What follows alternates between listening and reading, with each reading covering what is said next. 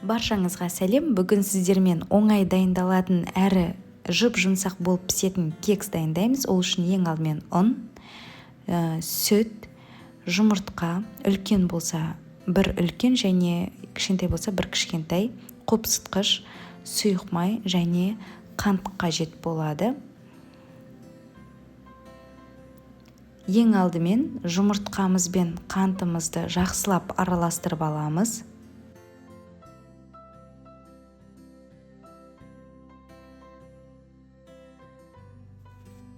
Келесі кезекте сүтті және сұйық майды қосып, тағы да араластыру қажет болады.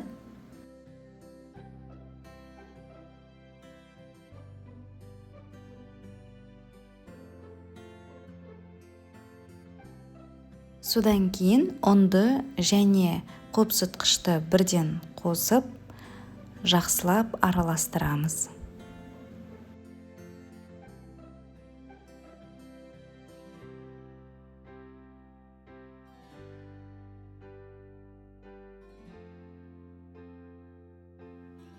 Міне осылай орташа қоюлықта болуы қажет. Содан кейін осындай кекске арналған ыдыстарға құйып шықсаңыз болады.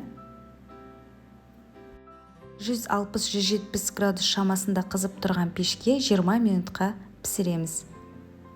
Міне біздің кекстер дайын болды. Олар өте жұмсақ болып шығады және дайындалуы өте көп уақытты қажет етпейді.